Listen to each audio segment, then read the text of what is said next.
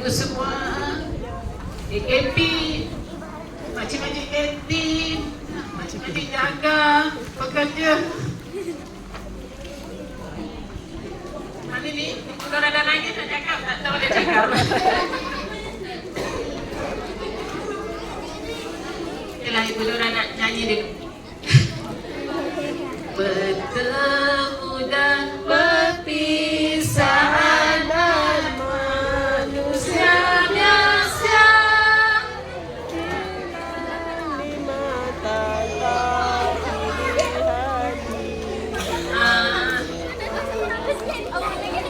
Ibu Nora sebenarnya kan, saya meninggalkan SKSD. Semualah semua.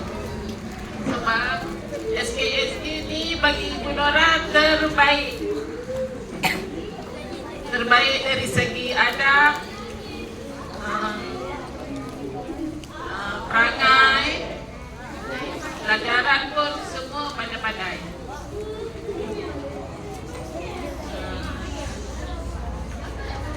Sebenarnya Ibu Nora dah lama kat sini, awak pun dah jumpa kan? Betul tak? Agak-agak sama juga. Tu maksudlah Ibu Nora kena pisah. Sebab Ibu Nora dah lama sangat kat sini. Kena merasa suasana baru, murid baru. Ibu Nora pun belajar redha dengan perpindahan ni. InsyaAllah hari ni je kita sedih, besok lusa dah ha-ha-ha nak ketawa dah. Betul tak? Betul, hari ni je sedihnya. Lepas tu dah ketawa je, awak dah tak ingat dah Ibu Nora. Ingat dah boleh. Ni TPM baru dekat sekolah. Dah lupa dah itu. Kalau jumpa kat luar pun awak tak tahu je kan. Ibu Nora harap awak semua berjaya hingga ke Menara Gading, menjadi insan yang hebat dunia dan akhirat, berbakti pada ibu ayah, negara, agama.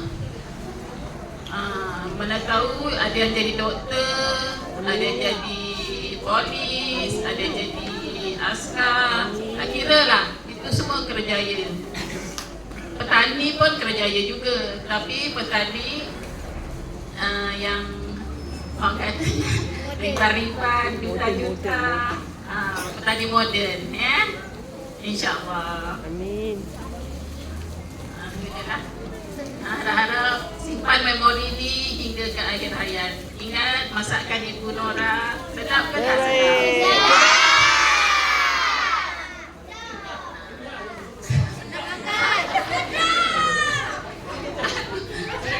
Siapa dah paling sedap tu? Tu siapa yang 3 kali tambah, 4 kali tambah, tu memang ada. Lakuan tu memang 3-4 kali tambah. Peras sekolah tu memang Haikal tu pun 4 kali tambah. Alhamdulillah. Harap jangan lupa Ibu Nora ya. Cikgu semua, AKP, bekerja, makcik jaga dan makcik kantin. Terima kasih banyak-banyak atas pengalaman saya dekat sini 16 tahun. Saya dilayan dengan sangat-sangat baik dan sangat-sangat friendly.